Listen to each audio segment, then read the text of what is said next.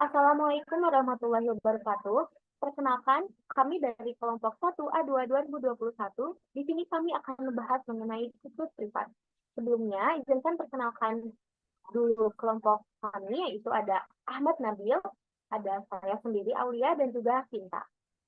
Baik, selanjutnya. Di sini kami akan membahas mengenai definisi atau konsep umum dan juga gambaran saat ini pada situs privat dan juga potensi usaha, juga ada inovasi yang akan kita bahas nanti. Baik, selanjutnya.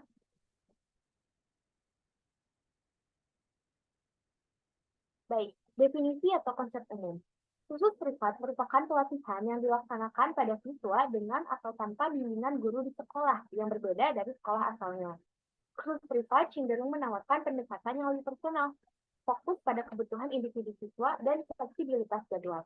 Jadi khusus privat itu kita tuh misalkan memposisikan kita sebagai siswa nih. Nah, kita itu bisa menggunakan guru yang mana itu tidak berasal dari sekolah kita sendiri. Jadi kayak misalkan dari sekolah B dan hal lainnya, kayak seperti itu ya. Jadi misalkan kalau kita butuh juga nih, di sini kan ada siswa dan fleksibilitas jadwal. Jadi kayak misalnya posisikan kita sebagai siswa fokus ingin butuhnya tuh pengen pinter bahasa Inggris nih, pengen banget bisa bahasa Inggris.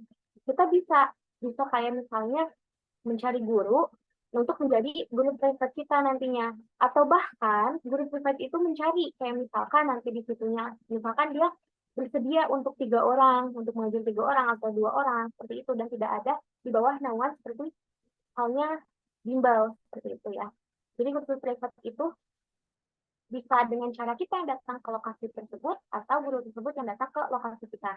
Dan di sini fleksibilitas jadwalnya pun menyesuaikan. Misal kita sebagai siswa sibuk nih setiap hari Senin atau hari apa gitu, misalkan sibuk, bisanya tuh hari Selasa atau Rabu. Nah, nanti guru juga dapat menyesuaikan kegiatan kita. Jadi, oh berarti akan mengambil Selasa sama Rabu nih. Jadi kita bisa mendapatkan pembelajaran tambahan dari guru yang mungkin tidak berasal dari sekolah kita di luar sekolah, yang mana itu dengan jadwal kita seperti itu. Lanjut.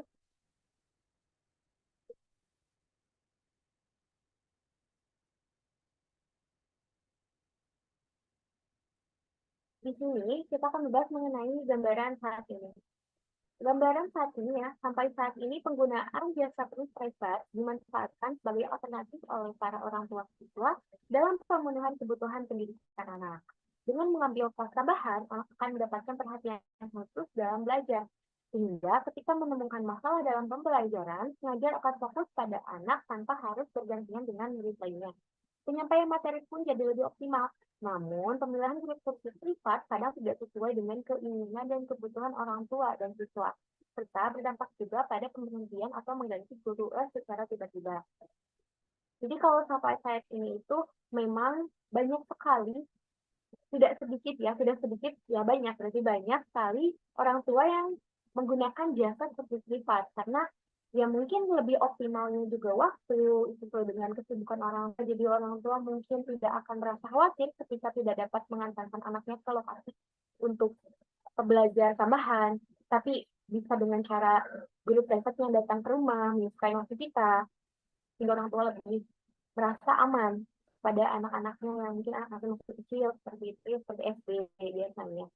Dan kelas tambahannya pun kita akan lebih fokus karena ketika gurunya personal, maka apa ya, sebuah komunikasinya pun akan lebih nyaman karena anak itu hanya satu fokus.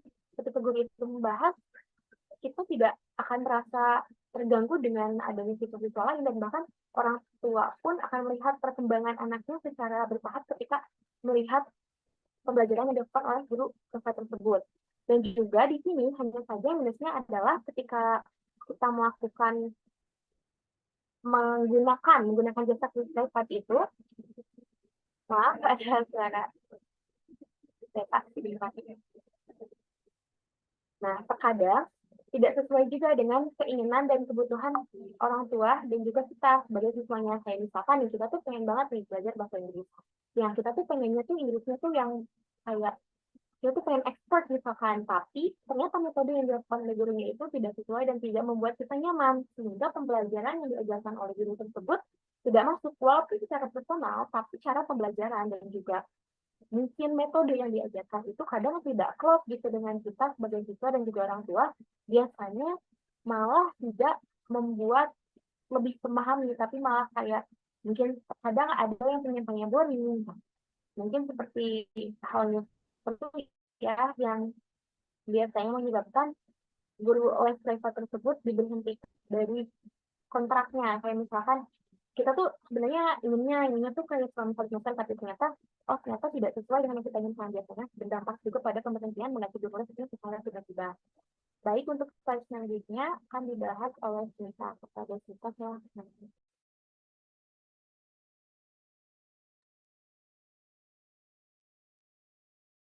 Oke, potensi usaha. Pertama, seiring berkembangnya dunia pendidikan, maka demand guru untuk kursus private akan semakin tinggi. Terus dapat dimulai dengan langkah kecil seperti mengajar anak tetangga atau adik-adik kita. Ketiga, dapat menjadi guru private yang melatih kemampuan spesifik seperti menjadi guru private yang berfokus dalam mengajarkan grammar atau melatih kemampuan speaking siswa. Oke, next slide akan dibacakan oleh Nabil.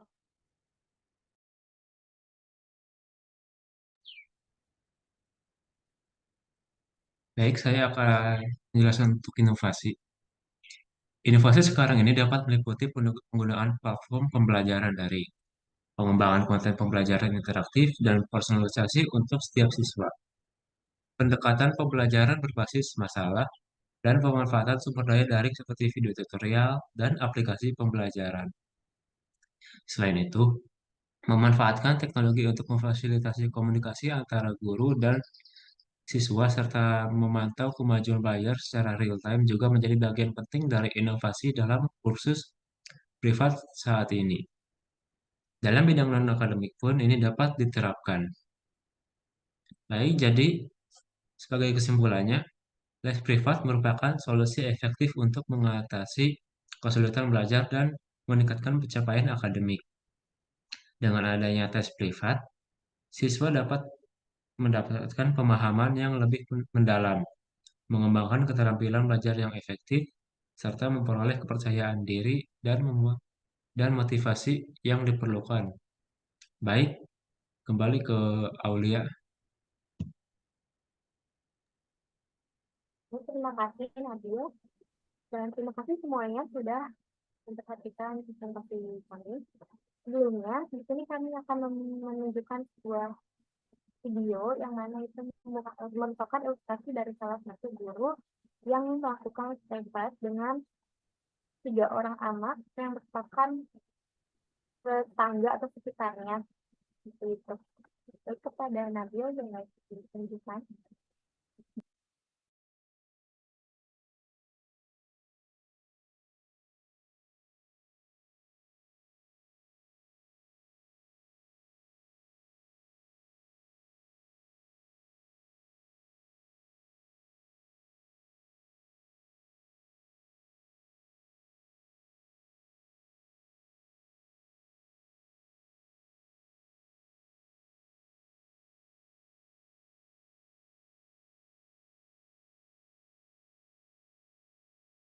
Halo teman-teman, Assalamualaikum.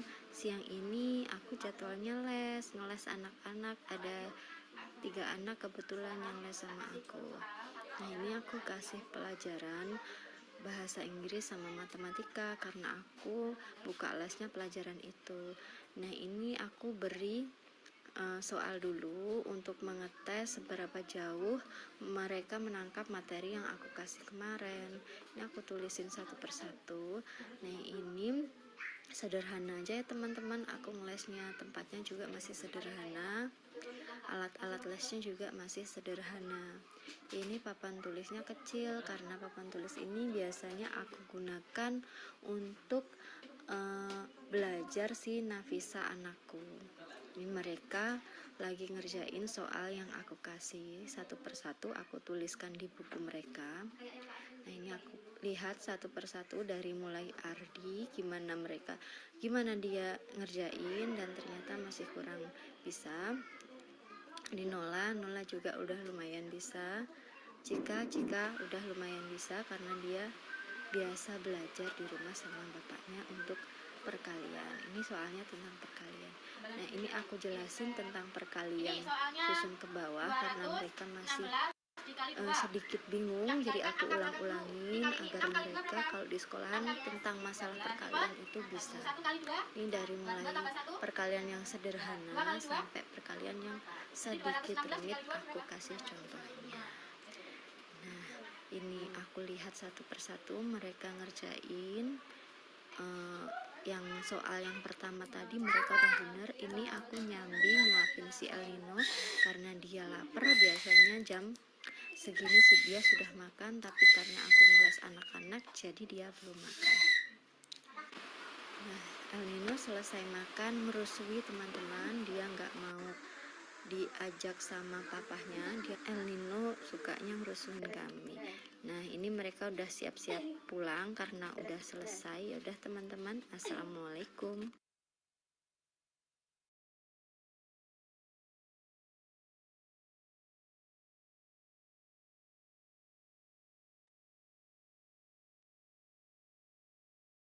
Baik teman-teman, sekian dari kelompok kami. Mohon maaf apabila ada kesalahan dan juga kekurangan. Dan mohon maaf juga apabila ada penyampaian yang mungkin kurang tepat atau bahkan kurang detail.